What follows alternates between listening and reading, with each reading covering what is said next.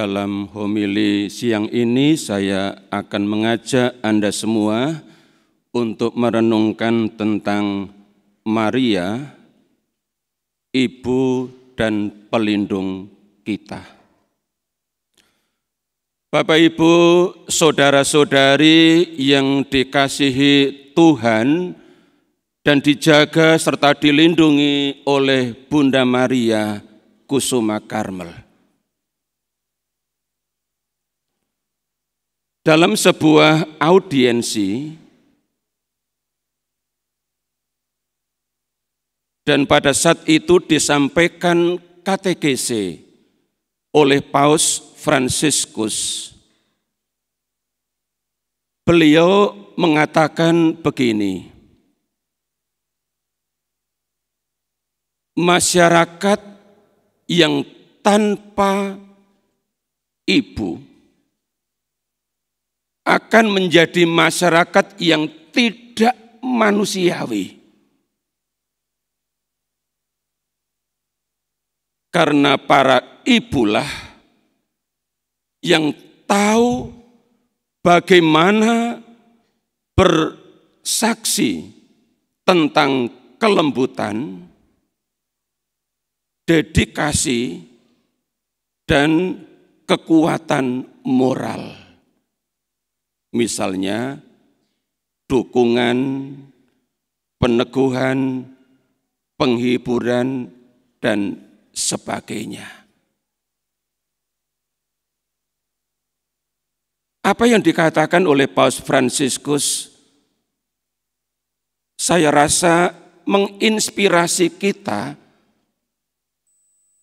bahwa peran dan kehadiran seorang ibu begitu penting. Sehingga kalau ia tidak ada, suatu masyarakat bisa bertindak anarkis, bisa bertindak tidak manusiawi, karena kelembutan tidak ada di sana.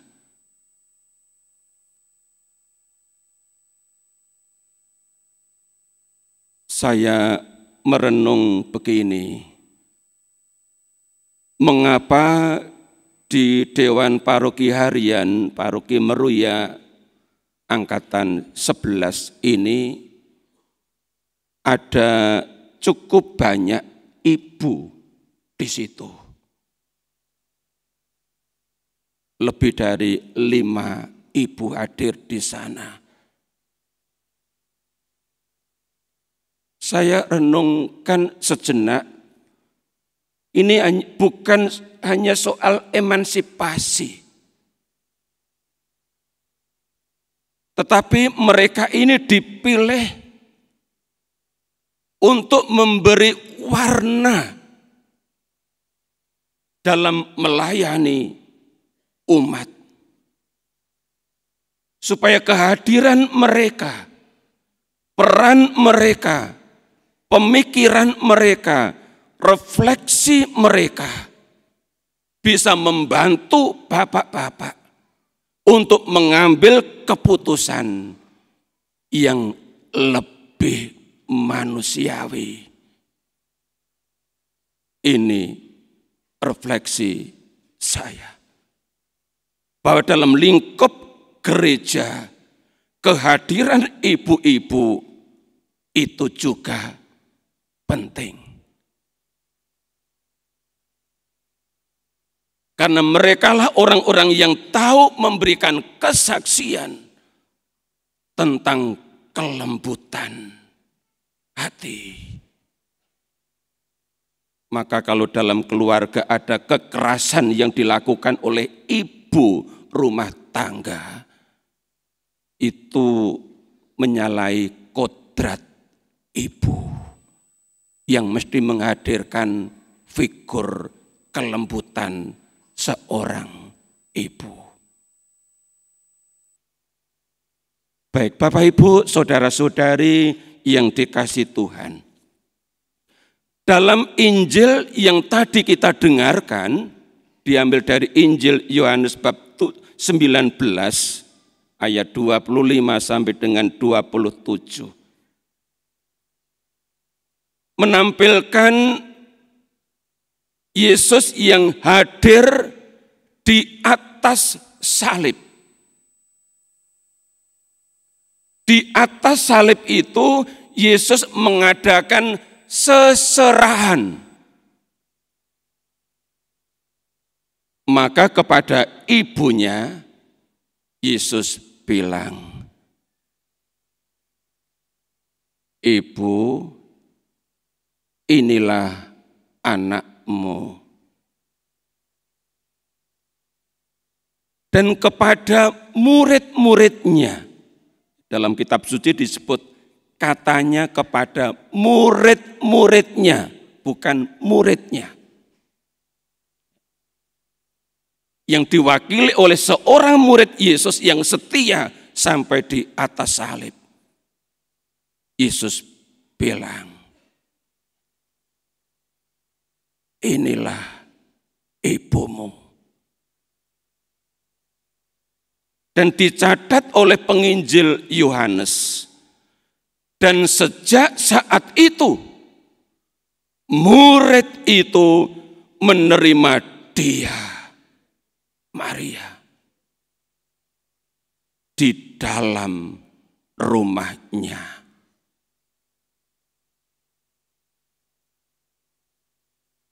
Apa artinya, saudara? Kalau di atas salib itu Yesus menyerahkan Maria ibunya kepada murid-muridnya. Yang kepada murid itu Yesus berkata, "Inilah ibumu."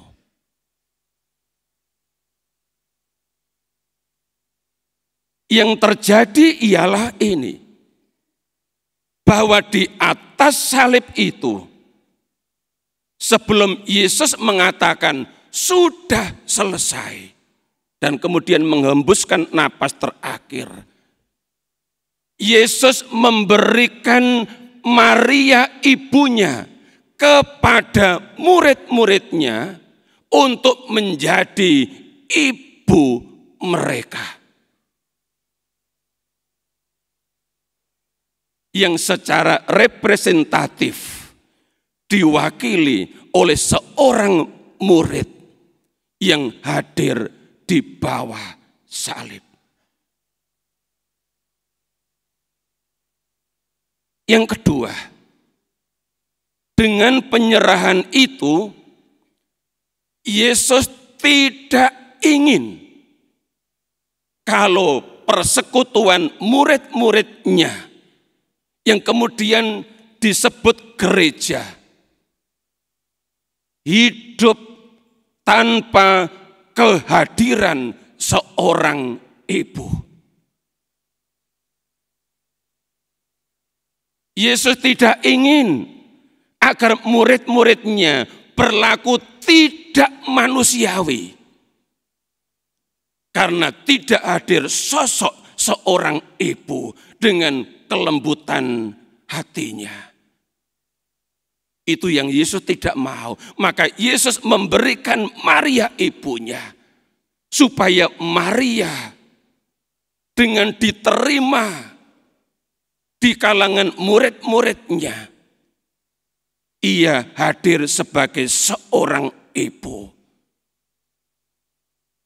dan menolong mereka, membantu mereka untuk menghadirkan wajah seorang ibu yang memiliki keutamaan kelembutan hati. Dengan demikian Bapak Ibu Saudara-saudari, bahwa kehadiran Maria di antara para murid, kehadiran Maria di tengah-tengah gereja, kehadiran Maria di tengah-tengah umat paroki Meruya, juga di tengah-tengah keluarga, adalah sebuah kehadiran yang sangat penting.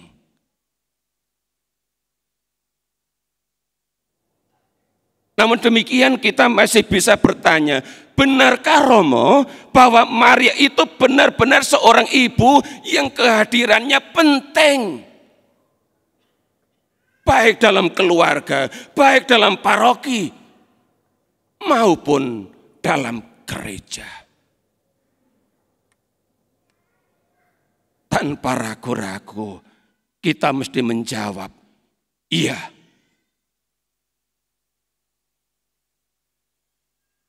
Bacaan pertama dari kitab pertama Raja-Raja bab 18 ayat 42 sampai dengan 45 menunjukkan hal ini, bahwa kehadiran Maria penting, bahkan menentukan. Dikisahkan tadi bahwa Nabi Elia bilang kepada pelayannya, naiklah ke atas, lihatlah ke arah laut. Lalu pelayan itu lihat, ora ono apa-apa kok. Tidak ada apa-apa. Lalu Nabi Elia bilang lagi, pergilah sekali lagi. Lalu dia lihat, juga enggak ada apa-apa. Tetapi pada kali ke-7, pelayan itu bilang, wah, awan kecil sebesar telapak tangan timbul dari laut.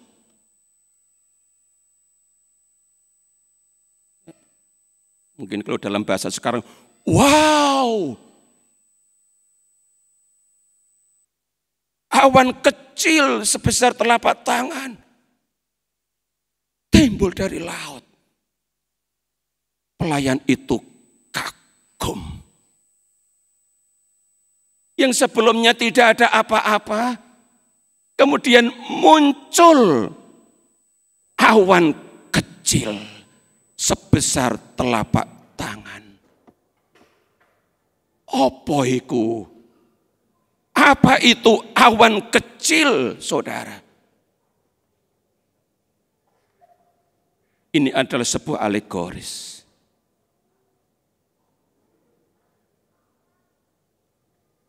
Dalam madah ibadat sore kedua, Hari Raya Santa Perawan Maria dari Gunung Karmel, nanti sore atau malam, para Karmelit akan menyanyikan madah. Yang salah satu baitnya berbunyi begini. Mari pandanglah awan kecil itu, pertanda perawan yang membawa hujan. Kristuslah hujan yang dikandung ibu, sang penyelamat. Jadi awan kecil yang dilihat oleh pelayan Nabi Elia itu adalah lambang dari perawan Maria. Dia membawa hujan. Dan hujan itu adalah Kristus yang dikandung ibu Maria, yang adalah sang penyelamat.